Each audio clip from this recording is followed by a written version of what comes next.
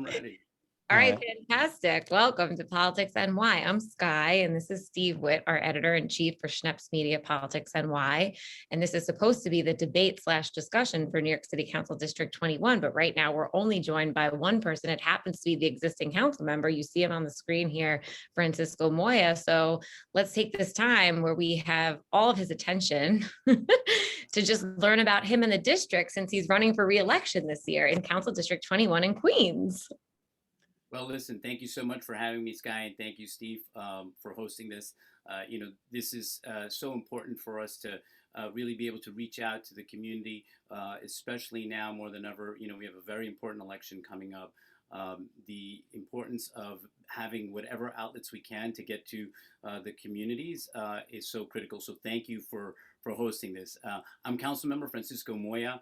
I am running for re-election in the 21st Councilmanic District. I am running on an 11-year track record of being a legislator, a former assembly member, now a city council member, standing up for issues that I have cared about throughout my legislative career, from immigration rights to worker safety issues to standing up for our seniors and our youth, investing billions of dollars into our local schools. To me, I think the last year that we have gone through this pandemic has really shed some light on the issues that really matter the most to our communities and the inequalities that exist. As someone who was born and raised in this community, a son of Ecuadorian immigrants, and someone who proudly holds the distinction of being the first Ecuadorian American to ever be elected to public office in the entire country, I know the immigrant story and I know the struggles, and I have delivered through my legislative background. And so to me, I hope that people will judge me on that record, and I seek to ask for their support during my reelection this term. Thank you, council member. And now I see you are joined by one of the competitors here, Ingrid Gomez. I'm going to change your name for you. I didn't know that you were the first Ecuadorian American person, in the whole country to be elected to office. That's amazing. Yeah, it's look, it's very humbling. My father came to this country as a 19-year-old immigrant. He had this dream of being an architect. He came here with very little money, but what happened was he came to Queens, landed in Corona, wound up getting drafted, served in Vietnam. It was through the GI Bill that he was able to go to school at the City University of New York. And he worked 2 jobs, paid his way through school. He never became an architect, but he was very successful in the finance world. And when he retired in 2009, he could have traveled the world or gone back to Ecuador with my mother. Instead, he went back to school to get the degree that he always wanted. And when it was time for him to actually walk and get his diploma, he missed it because he was standing on the corner of Roosevelt Avenue and 103rd Street at 6 o'clock in the morning handing out palm cards because it was his youngest son's election. And that was the year that I got elected to the New York State Assembly. Nice story. Yeah. Thank you. Now we are joined by Ingrid Gomez, who's also running for District 21. And look, it's just these 2 people on the screen now. And just so it's out there, Schneps Media Politics NY, we invited every single person who's running for this district to be part of this discussion. That's what we believe in, that all the voices should matter, because as you know, typically when you're running for office, you're able to be out there meeting people at fundraising events and networking events and breakfast events and cocktail parties. And this year, candidates don't have that option. So that's why we're here, and we have a live audience also that's watching. So live audience, if you have any questions, you can type them in and Steve and I will pose them to these candidates here. So we heard from the incumbent, Francisco Moya. So now let's hear from Ingrid Gomez. Tell us a little bit about yourself and why you are seeking the 21st Council District seat. Hi, Sky. Thank you so much for the space and the time. I'm really excited to be here. So I'm Ingrid Gomez. I am running for District 21. I'm an immigrant from Colombia. I'm a licensed clinical social worker for over 18 years, and I'm a proud Wellesley College and CUNY alum. The reason I'm running for office is because Councilmember Moya has failed us. Under Councilmember Moya, we've had more school overcrowding, the streets are dirtier, and our rents have gone up. You know, over the last 12 months, this pandemic has exposed the problems that were already there, like food insecurity, job insecurity, and housing affordability. So when we get to council, I will promise to fight to build more affordable housing, to fight to end food insecurity, and to create thousands of new jobs here in our district and throughout the city. So thank you so much again for the space and the time. I look forward to representing District 21 at the City Council. Now, this is interesting because it's the two of you going head to head, and we have the incumbent and now Ingrid. So Ingrid, you did say that the council member has failed us. So I would love to hear from you, council member, to respond to that. Or, you know, if you want, we can make this like a little bit of a discussion, you know. Look, you know, let's deal with the facts, right? Here are the facts. Under my tenure as a city council member, we are now building 2 new schools in District 24. The opportunity for us to really start bringing in the resources necessary for our kids to have a better education. We now have a brand new pre-K to 3rd grade. It's the first in the city that is a STEM and STEAM school that is coming here to Corona, Queens. We are happy to announce also that we have worked on creating a brand new school at Willets Point. We have just had a historic vote yesterday at the Borough Board. When you talk about affordable housing, let's be clear, 1,100 units of affordable housing is now coming to this area because of the work that I did to bring affordable housing to the community. 200 of those are going to senior housing. 100 of those are going to go to formerly homeless families that will have an opportunity to get there with very deep affordability. It's the first of its kind. That's 1,100 more units of affordable housing than my opponent has brought into the community. That's 650 new school seats that are coming in. That's more than what my opponent has brought into this community. As a state assembly member, I fought to through the Smart Schools Bond Act, bring in money that actually now the reason why you no longer have trailers in our public schools is because of the legislation that I passed and actually the funding that I brought in to take the trailers out of PS 19, which was the most overcrowded school in the entire district. We have a brand new school now for our kids. So I deal with facts. This is the resources that I've brought into the community that deal with the overcrowding that actually has meant more new schools opening in our district, affordable housing, 1,100 units of affordable housing that have come in. We had 3 failed administrations that couldn't get that done. Now we're bringing this in to our district. And I'm proud of that record that I have of fighting for the working class in my community. So Sky, I want to respond to what the council member said. He speaks about the 1,100 units of housing that he's bringing in, but he didn't speak about the stadium that he was planning on bringing into the same space to a district that desperately needs affordable housing. He wanted to bring a 25,000 seat stadium, okay, where he's talking about we're going to build 1,100. So I think that it's really funny that he talks about affordable housing. Our plan would be to triple that number and to use the rest of the 17 acres that are at Willets Point, which is public land, to create more affordable housing. So it's not enough, Francisco. 1,100 is not enough. If I could, that's actually incorrect. Let me explain how the process works in our land use. And it's very important that people understand the process here. So what my opponent is talking about is something that is not even being considered as part of the first phase of Willets Point. So this is the facts that we have here.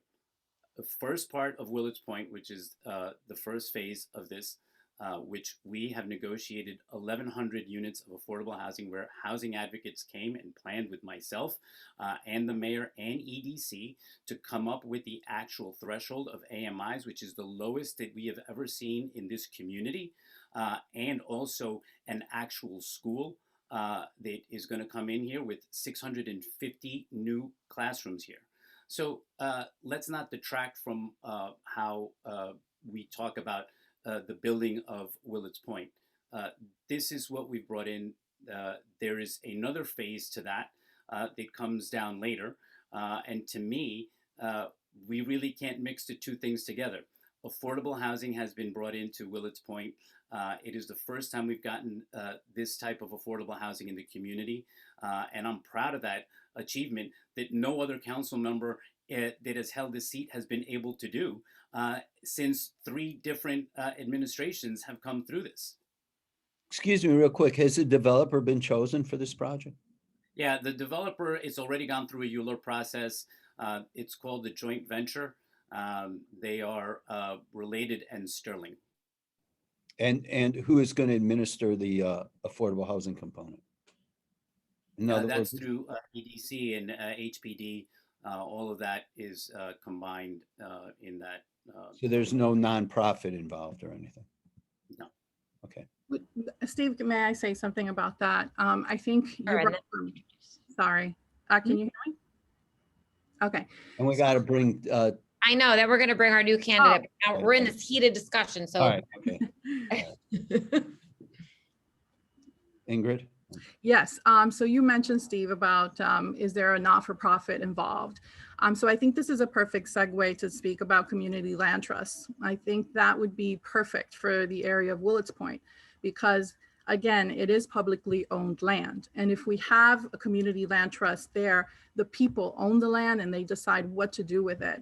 There's the Western Queens Land Trust that has also been, has popped up and organized. We can do the same here. We can do the same, have not-for-profits work together with the community to decide what we want to do with that land. We shouldn't leave it up to developers. We shouldn't leave it up to Francisco Moya to decide what to do with our land. Well, Ingrid, though, if you have a land trust, you know, the good thing about, or if I may, is when you bring in a developer, they bring in it with money. Is the land trust have money? The land is the people's, remember that. And so we can decide again, once again, what to do. Usually the leases are for 99 years. And so when it's handled by a not-for-profit, let's say Chaya, there's a land trust down in Brooklyn as well that has a similar situation where they work with the community and decide how many buildings, how many affordable units of housing they'll build. So I think this is something that's very possible, and it's beautiful, fertile ground to create the type of housing the community needs. And we can't spoil this opportunity. So that's what I would push for. I hear. I want to let the council member respond to that. And then I want to introduce the newest candidate who joined us on the. Sorry that I got all involved. That was cute. Okay. Yeah. Well, the lease was approved yesterday. You know, this is, again, one of the things that we need to ensure that the public knows how the process of the land use works here in the city of New York. I'm proud of what I've been able to do. There is no market rate housing that is coming into this area. What I believe my opponent is trying to talk about is what comes after this, because if you were paying attention, this was already gone through its ULURP process.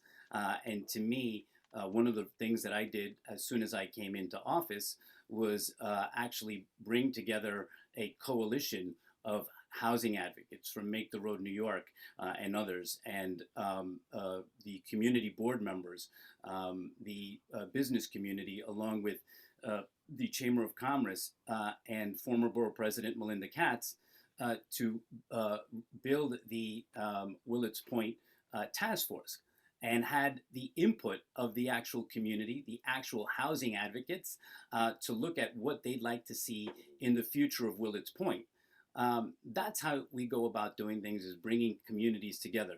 I'm sorry that my opponents weren't paying attention back then. But to me, what we really have right now is the real work that's been done to bring affordability back to this community. No other council member has been able to do this. We've had 3 failed attempts at this, and for the first time, we're bringing in 100% affordable housing and a brand new school. To me, that is a huge victory. It's something that not one of my opponents can actually tout, that they have actually done anything to bring in affordable housing to this community or advocate for that throughout this entire process. I see some wide eyes from the newest candidate who's joined us on the screen. So I'd like for you to introduce. Something quickly, Sky, or do you want to go to Talia? Yes, I just want to say something really quick. really quick, and then Talia. This Willits Point task force that my opponent is speaking of was composed of his friends and his family members.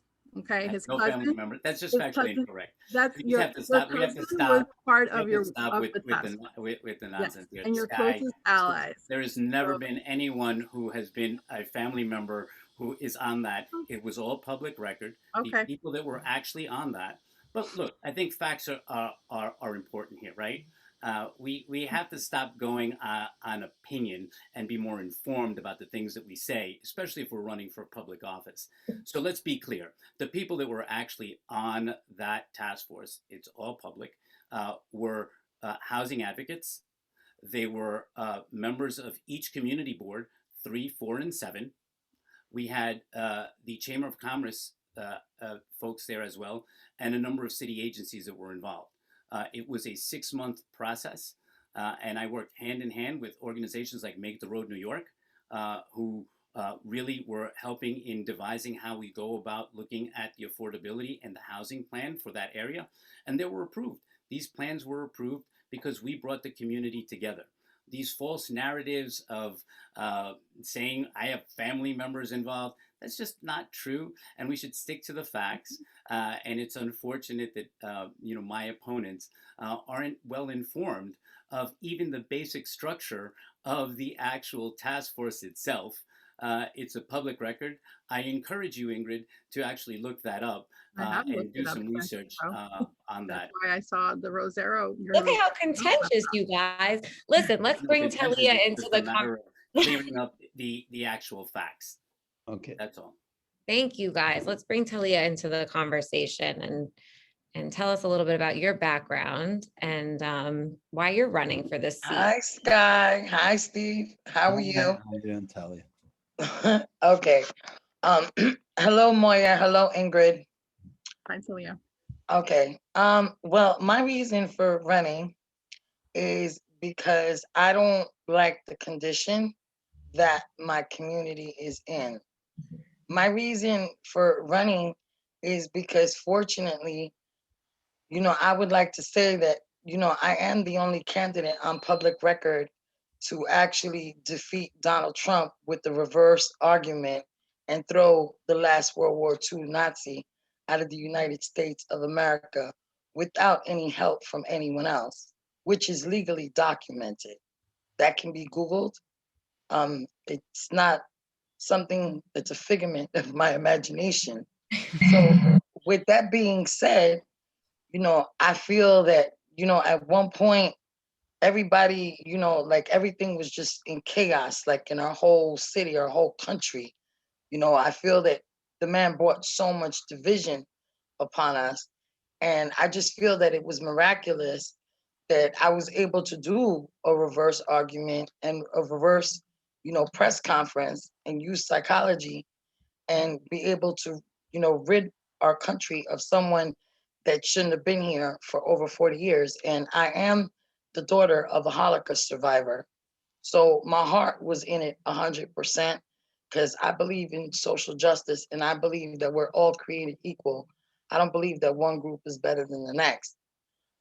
In my community in which I live in, I see now like a bunch of, segregation where you have one group wanting this, one group doing this, and another group doing this. And, I'm from the community. I'm raised here 49 years of my life, with the exception of living in Greece for 7 years.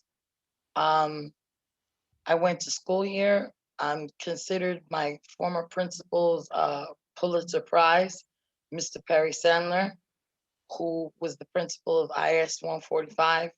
I've been active in my community forever.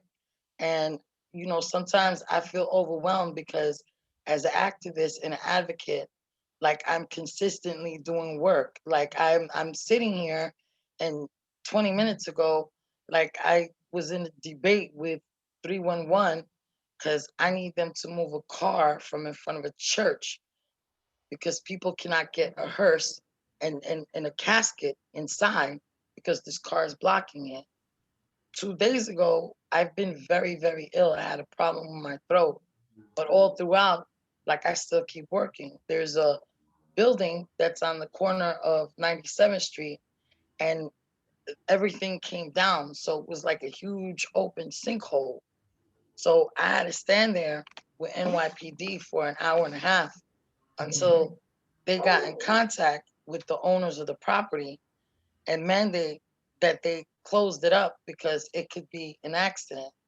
Anytime there's a problem in the community, and I mean a severe one, you know, I'm always called upon. Like NYPD will actually ask me to come into an ambulance. I was in an ambulance the other day with a victim that was shot, and he was very polite to me. He was very cordial. He was bleeding. He had his pants off, but they asked me, you know, Talia, can you speak to this individual and see what the problem is? Because they're not cooperating to tell us who it is. And like I said, the victim was very polite, but he refused to cooperate. So, you know, I have a great rapport with the police department over here. And I'm basically a first responder. Like, you know, someone was murdered a few blocks away, jealous rage. Um, I was there. I helped them obtain the footage. So I work closely with them. Someone else was doing Black Lives Matters. I'm assuming it was Antifa. They did it in Jackson Heights. And I guess when they put up better lighting over there, they decided to come over here, but they firebombed the house and they damaged this woman's property. Like BLM was written all over. And I had to go with the cops and I had to solve the case because it was evident that the person that wrote it didn't close the B. So it was the same writing on 77th Street. So, sorry, I hear some feedback, but Talia, I don't mean to cut you off. It sounds like you're giving a lot of examples and ways that you're out there in the community. And now I want to turn it over to the council member, Moya, to ask what's supposed to happen, right? If you're in charge of the community as a council member, should you be getting these calls, or how does your office work with these problems to interact with the community in the way that maybe one of your opponents is saying that she's very involved? Yeah, look, it's a great question, Sky. I think for me, you know, I've been on the ground since day one. Our office is always operating. We're consistently in the district, whether it's in East Elmhurst every Saturday at a food pantry, delivering the food that's necessary for our community. We were the hardest hit. You know, we see the problems that exist when it comes to issues of quality of life. I'm at every single community board meeting. I'm at every single precinct council meeting. We make ourselves readily available to the community. And if they have complaints, we always assist them with that. We have always been available to our district. To me, I'm someone who was born and raised in this community. I lived here my entire life. How I actually got started was because my cousin got mugged in front of her house. And I started a block association when I was 14 years old and created the Corona Gardens Neighborhood Association, which led me to my activism within the community. So I know the issues very well. And when people reach out to our community, we always try to help solve the problems. That's why we continue to get reelected, is because people know the work that I have done. And know that we have been delivering for this community since day one. So for me, it's always been making myself available like we always have, especially through the pandemic, where you had to operate remotely. You know, our staff has been out there. We have our cell phone numbers that have gone out to the community. We have been at the local schools. We do Zooms with once a month with the local PTAs. So we hear from PTA parents on what's going on. We have continued to do numerous town halls dealing with the pandemic. When it first started, I was the first elected official to actually host a town hall that dealt with the issue of COVID.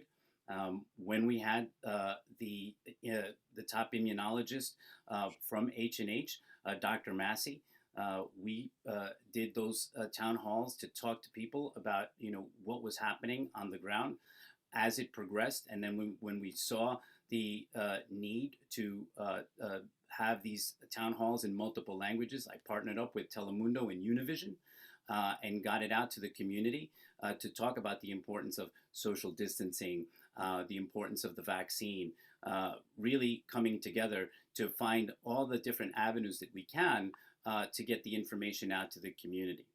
So I continue to do that on a daily basis. So as you're speaking, I see your competitors here, nodding or shaking their heads. And Ingrid, what are ways that the council member just expressed and explained how he was there for the community during the pandemic? Are there ways that you disagree with, or that you would be there for the community differently? Let's be honest here, okay? Francisco was not here during the pandemic. He was hiding away in his Long Island City apartment. He was not here. I was feeding the community. We did a Corona Mutual Aid Network, which is basically, we bought groceries and food for families who needed food. They were sick, they weren't able to leave their homes. And so me and a couple of other community organizers got together and delivered food to those who needed it. But Francisco was nowhere to be found. His office was closed. His office remains closed. I don't think he's being truthful about that. And so, let's speak facts, Francisco. You haven't been around. You've been MIA. Have you been? Let me just add one thing in. Right? So let's speak facts. If we're going to speak facts. Wait, let Talia. This is so contentious, Steve. No, None of your debates have been this contentious. I'm not being. Wait. I'm not being contentious. I'm happy to wait until Talia. Okay, Talia, okay. your turn to bash the council. I'm not being contentious, but what I am gonna do is be realistic. I've traveled to over 85 countries in my life, so I have immunizations from all over the world. I've been in the jungles, where the indigenous people are. So I'm gonna be real with you. When COVID came about, I wasn't frightened because I figured if I didn't catch anything there, then I don't know, I'm safe, and I safeguarded myself. I was fortunate enough to open a pantry and work with a pantry right here in East Elmhurst, Corona. So I worked at the pantry all throughout. I was fortunate enough to document from day one that I was out there as a first responder. I worked with several COVID networks. I made food for people. I brought it to them. I recruited several celebrities who recruited other people with sewing machines because I don't sew, but I had the material because they did the do not resuscitate for the elderly people. And I was able to distribute all those masks to all those elderly people just in case, because, I have a mother that's 80 years old and I have a very fond love for the elderly. So during the pandemic, from day one, everything is documented on my Facebook. I can't go back and change anything. So I know where I was and I know who I saw out there. And I know that I believe in God, and I do believe that these things can happen again. This was very unexpected. So I believe if somebody calls themselves a leader, or if they want to lead a village, that when something like this happens, you really got to put yourself in gear and you really got to be out there. This isn't about closing your office. This isn't about, hiding underneath your bed and saying, we're going to help you afterwards, or we're going to come out in 2 months or 3 months. It's about taking action right there and then. Was I frightened out of my mind? Absolutely. But I put God first and I did what I had to do for my community. Councilmember Moya, was your office closed during the pandemic? Yeah, the entire city shut down. We were not allowed to open up. As you can see that the mayor is now allowing the offices for government to open up again. So let's deal with facts, right? Because this is important. I will allow my opponents to say what they will, but ask the good people of Elmhurst Hospital who was there the first week when this pandemic hit and delivered 120,000 PPEs. It was me. Go and talk to Pastor Young at First Baptist Church, who has been standing out there at the food pantry every Saturday for well over a year. Go talk to the good folks at Elmcor, where they see me every single day. You know, the facts are the facts, and you can look at all of the articles that have been written about the things that I've done, the things that I initiated when this pandemic hit. My opponents were nowhere to be found, and the reality is this is what we've done. When the inequalities have shown about the food inequalities that we saw, we pushed to get $25 million in the budget for emergency food. I fund 6 pantries throughout the district, but we saw that there was a growing need throughout the pandemic. Now I've brought in $100,000 to our food pantries here. That's $100,000 more than any one of my opponents in this race have been able to bring into this community. Part of the things that I fought for because of the things that we saw throughout this pandemic, I was the first one to call for the emergency burial fund because of an actual constituent. We remained and open remotely throughout this pandemic. We had a constituent that called that lost a relative and really had no idea what to do with the fact that they couldn't bury their loved one. And when our constituent services folks in the office were calling HRA, found out that, you know, it doesn't apply to undocumented immigrants. It was me and Speaker Corey Johnson that worked with Mayor de Blasio to bring in $20 million and work with the local CBOs in the district, like organizations like Make the Road New York and Dominican American Association of Queens and others that became the hub for undocumented immigrants to actually be able to apply for the burial fund. Now we see that the federal government has stepped in with this, but if you look back, and these are facts again, you should just do your research and look. We were the first ones to call for this and actually got the money. When we saw that our local businesses were actually hurting, I passed legislation that really was protecting the small businesses and our local restaurants when we went after the third-party apps like Grubhub that were charging an exorbitant amount of money to these restaurants for services that they didn't do. So we stepped in when it was needed. When we saw the inequalities that were taking place here, we were the first ones on the ground. That's facts that you can't change. I don't know where my opponents were, and I'm not going to speak to that. I'm only going to speak to my record because I'm the only one that's here that actually has a record that can tout about what I've done for the last 11 years and throughout COVID.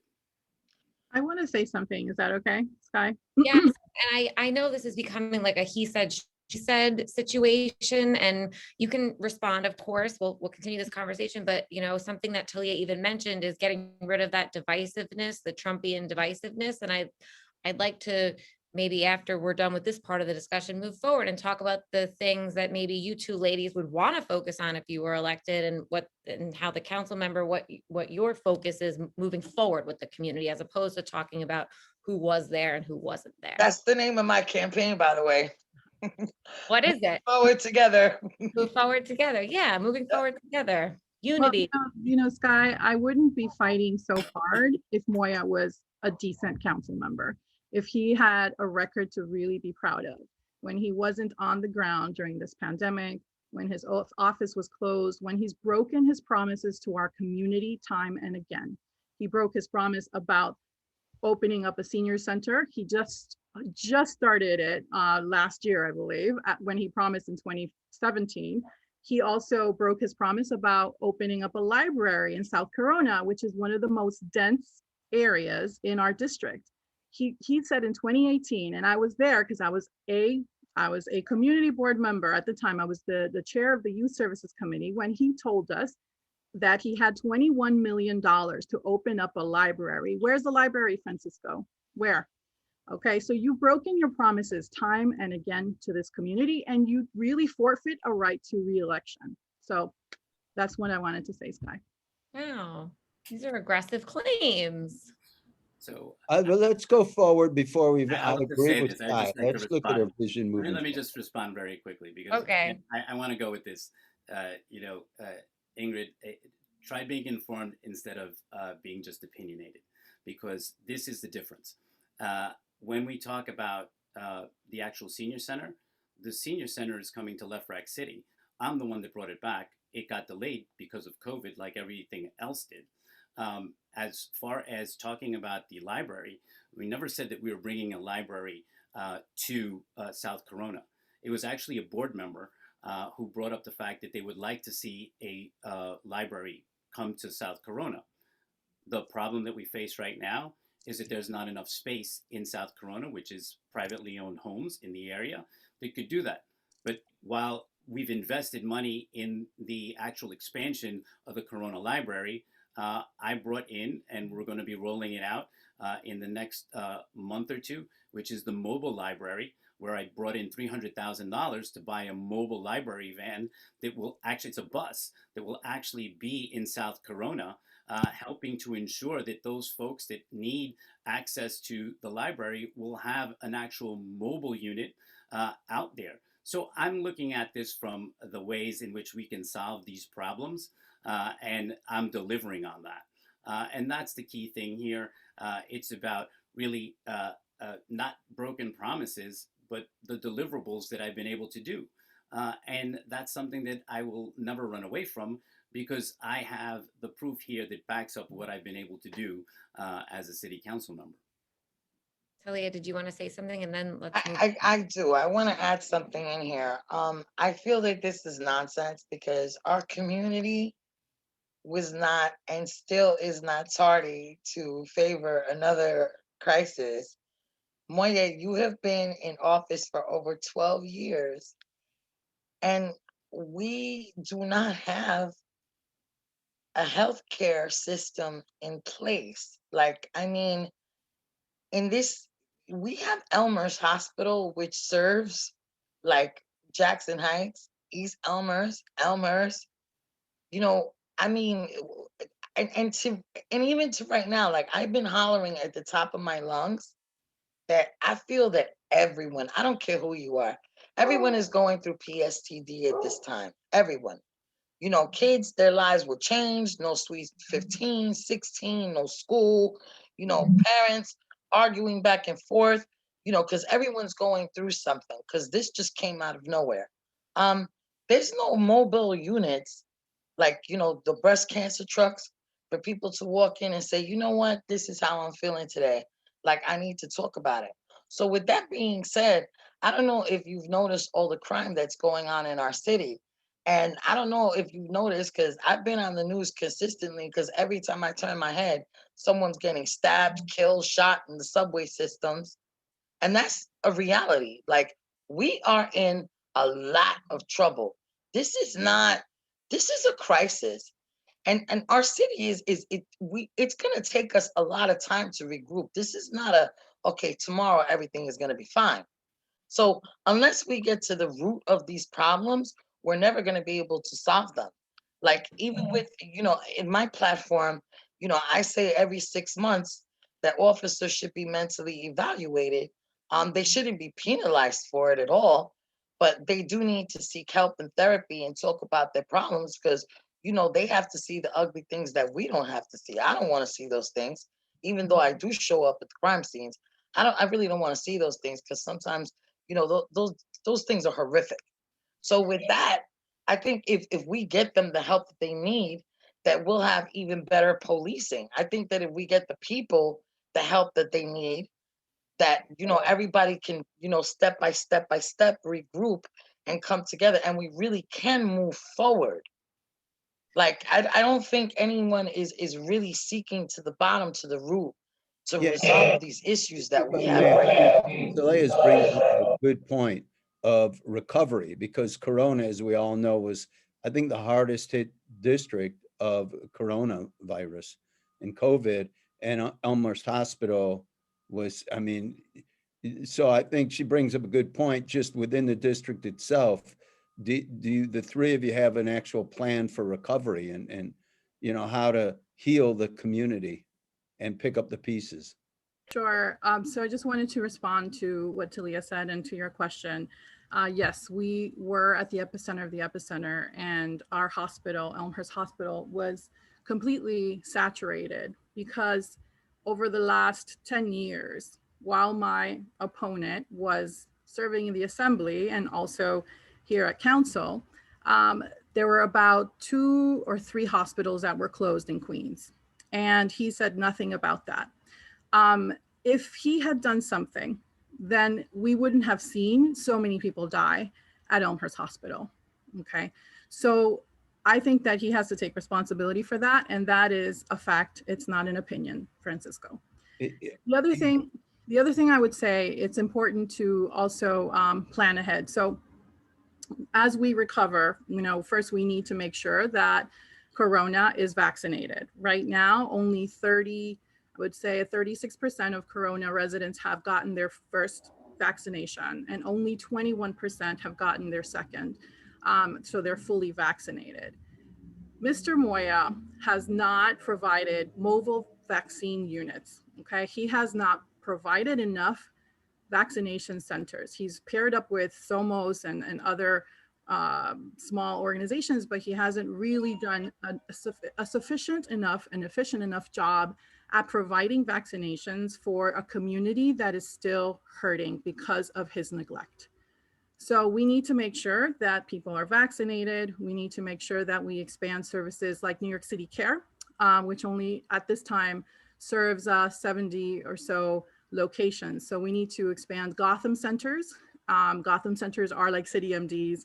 And this would also help to expand healthcare in this district as we desperately need it. We need to have specialists, cardiologists, asthma specialists, neurologists, et cetera. And all of these services we do not have.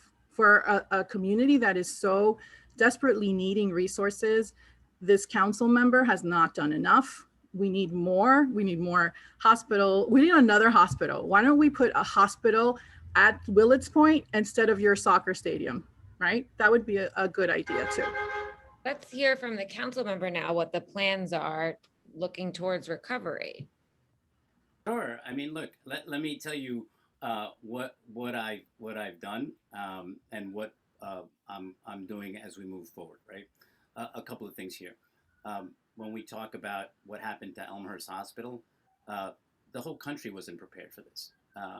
The thing that I did as someone who is on the hospitals committee is got immediately on the phone with Dr. Katz, the head of H&H, and said, look, what we need to start doing is deploying actual doctors and nurses from other hospitals that aren't being inundated and send them to Elmhurst Hospital. Let's send ventilators from other hospitals to actually send it to Elmhurst Hospital to help combat what was going on there.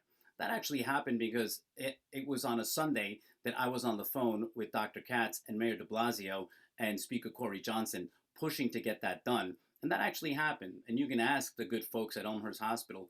It's some place that I'm very proud of because I was born at Elmhurst Hospital, I worked at Elmhurst Hospital, and I represent Elmhurst Hospital. And last year alone, I brought in $10 million for the expansion of their women's clinic. This year, we're going to put in more money for the expansion of their ICU and also for their emergency room. These are funding streams that I brought in the last 3.5 years. Those are the facts. To me, when people just can easily talk and say things that just aren't factually correct, that's fine. But I'm going to run on my record, and my record is a proven track record. Now, you want to talk about the vaccines? They're actually up because of the work that I've done. Again, when my opponents say that we haven't brought in any mobile units, well, all I have to say is no. I did make sure. Wait. Make sure you separate that because the mobile units that I spoke of was for the counseling. She spoke of the shot. Okay, so it's two separate issues. All I'm saying is, you can take a walk right now to Corona Plaza and you'll see the mobile vaccine unit that I brought in with the city.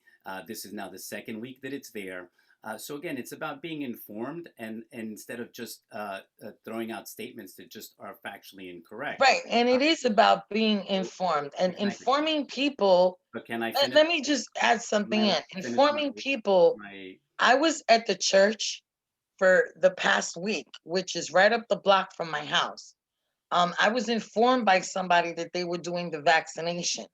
So I made sure to inform as many people as I could and bring them to the church for them to get vaccinated because the church was empty. So I spoke to the people. So I know that there is a very dire need for the shot in Corona because I'm from this area. So I know everybody in this area.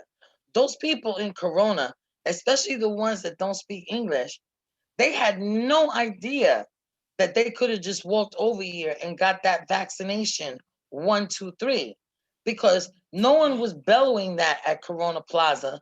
Nobody put posters up at Corona Plaza. And this is the part that I don't understand. Because if you say you love people and you love your community, and you know that this church is humongous, and they have all these vaccination shots there, why were these people not informed? Why was it only a select group of people were informed? So And if I please can be honest if I about can that, just- because if I can just finish Yeah, let's where hear it. I was going with, and I don't know, Talia, which church you're talking about. So I'm talking about the same church that you were talking about on 100th Street in Astoria Boulevard. right, and so First Baptist Church, and you can ask Pastor Young. Correct. We have been the church that has been getting vaccinations since day one. But it's not only with First Baptist Church; it's with Our Lady of Sorrows and with others. Because I have been partnering up with the city and H&H to ensure that we had pop-ups that were coming into the district. That's why we've moved up 37 spots from the bottom because of the outreach and Francisco, work that we have you done. did not inform the people that need those shots the most. So You did if not I inform can, the Latinos, your own people, of all those shots being available in that church. so if And I that could, is if I that could is just, if I really, could you just, know if what, I you could just you finish can because say it's what you important want to say, but to, that's to disgraceful. so we had Telemundo actually there and CBS News the first day of the vaccinations. So it was all over the news. It was all over our social media as well. And Francisco, also, I've been in the news hey, for every day, like for the past 2 weeks. I'm and that's talking great. about going to the place That's and phenomenal. talking to And the I'm people responding in back to you. person. Yeah, and this is exactly what we've done, right? Francisco, you didn't go to Corona Plaza and speak to those people. You did no such thing. We've been at Corona Plaza. As a matter of fact, No, CBS News was with Francisco. us when we brought the actual bus last week. So these again are facts. If my opponents want to continue to not view that, that's fine. The people in this community know. They know what I've done. That's why all the faith-based organizations have united with me to actually work together to actually bring the information out to the community, and whether it's through virtual town halls, whether it's through outreach in the media, in the Spanish media in particular, where I have done several town halls and worked with churches like Our Lady of Sorrows, First Baptist Church, and others that really have been working in unison to get the information out. And also, we know that there was many people who were very fearful of taking the vaccine. And what did we have to do? We had to get people like our faith-based organizations to be the ones that could deliver the message to the community with me as well, to say that it's safe to get the vaccine. That's why we've been working diligently to continue to have all of these pop-up sites throughout the district, because we have, and it's been working. That's the reason why we moved up 37 spots from the bottom, because we have been talking about bringing this directly to the community. And that's what we've done very successfully. And we have been working to ensure. That's why I wrote an op-ed in the Daily News that stated that we need to prioritize the vaccinations based on zip codes so that the people who are the ones that are most impacted by this will actually be the first ones to receive the vaccine, the first ones to receive the appointments. Worked with the Department of Health that actually brings the Department of Health employees out to the district, because we know that there is also a digital divide here where people don't have Francisco, access to the Francisco, wait, I'm going to finish my Yeah, let answer him- here. yeah. And so what we've done is ensured that we had people out in the streets registering folks in the surrounding areas and in the communities to say the mobile van is going to be here. We're going to get you into these sites. And we've done that. We have continued to do that time and time again. We did it with the mobile testing vans. We have been bringing mobile Okay, testing you were gonna vans to the finish it, district let for the Talia. last 3 months. And so to me, it is about the action that we've taken, and people have seen it. And that's why we're seeing an increase in the number of people that have been vaccinated. Francisco, I walk around the district every single day of my life. Every single day. I don't take public transportation because when I do, I record that too. So I walk in Jackson Heights, East Elmhurst, Corona, everywhere. And from the beginning of the pandemic, the very beginning to the end, I didn't see you visually once. Now, you spoke about your office being closed, and it's not that I want to throw up another name of a candidate, but I'm going to be realistic because when COVID-19 hit, the only office that I was aware of that was open was Catalina's. And I had to go to her to beg her to give me medically sealed food to come back to my community. And she was very gracious and she gave it to me. But her office was open. So I will never be able to understand how someone deems themselves an elected official and they say that they're from a community, but yet they're nowhere to be found. The only people that find you are the people within your circle. People that are not within your circle never see you. I mean, some people don't even know who you are. And this is a fact. And you know what? To me, that's just it's wrong. Because it's like Ingrid was saying earlier, like the reality is when you live somewhere and you walk those streets, you see those people. So you communicate with them. I don't care what they are, black, white, Chinese, short, fat, tall, they're all people and they're in your district. And you should be on a one-on-one level with each and every individual so Can that they will I feel safe and I'm comfortable to really come to sorry. your office. Yes, Sorry. Okay? Know that we have like 5 minutes left, and I really would love to talk about the issues here. I think, we have gone back and forth about Moya, but let's talk about what we need to do to really have this district recover from COVID-19. So as I mentioned before, we need more affordable housing. Our plan would bring 3,300 units of affordable housing to Willets Point.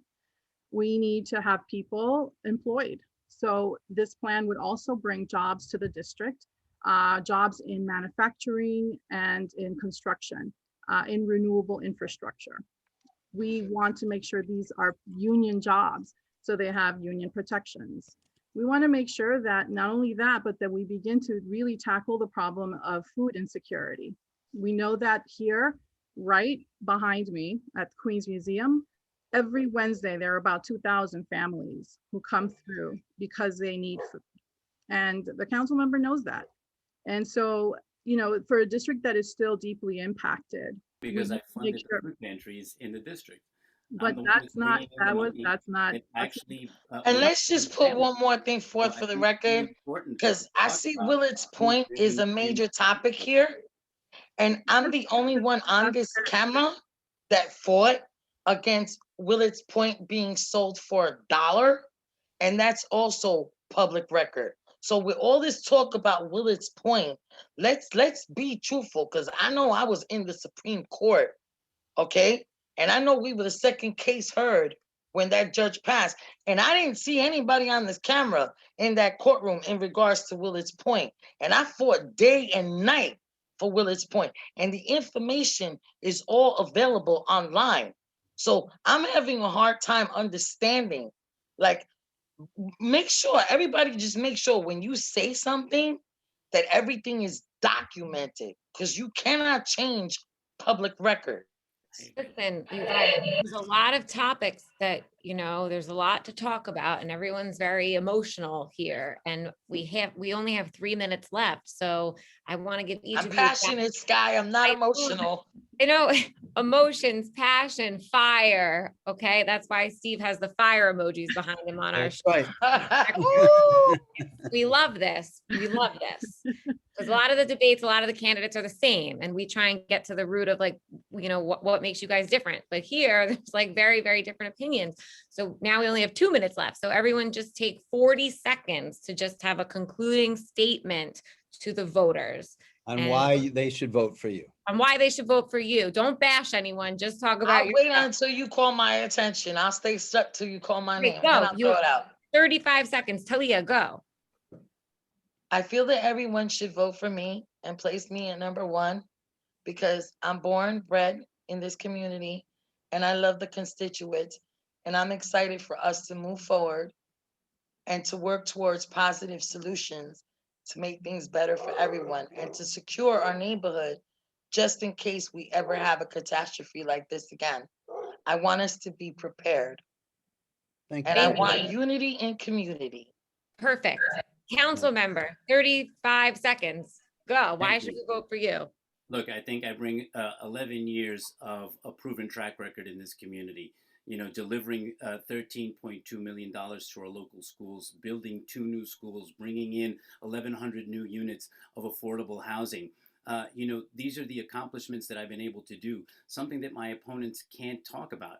So to me, it's actually been delivering on those issues, from talking about immigration rights to worker safety issues, to our seniors, where we brought in more than $1 million in funding and bringing in brand new state-of-the-art senior center in Left Rack City. These are the deliverables that I've been able to do. I hope to continue to do that with your support, because I truly believe that we need real leadership, someone with a proven track record that is going to take us through this pandemic as we begin to once again reopen this city. We need someone who knows and is fiscally responsible that can take us through that. And I'm the only candidate here that actually has the record to do that. Thank you. And Ingrid. Thank you. So as a social worker, not a politician, a social worker who lives and works in this community, I understand the issues really well. I will fight for my community for what it deserves. It deserves much better than the current representation. We need to bring more affordable housing to the district. We need to bring a hospital to the district. We need to bring more jobs. And frankly, I am going to be about it, not just talk about it like my opponent here. So I really look forward to representing our community because we do deserve better. Thank you so much. Thank you, all 3 of you, for a feisty and fiery but interesting debate that kept everyone on their toes. So we appreciate the democracy here and we wish you all good luck. And on behalf of Schneps Media, PoliticsNY, I'm Sky, this is Steve, and visit our website, Thank you very much. politicsny.com. Thank you so much. Can we get a recording, a copy of this? It'll all be recorded on our website, politicsny.com/debates. That's where everything is. Okay, great. Perfect. Thank you so much. It was Thank you. a pleasure Good meeting you all. night. Good luck. Bye.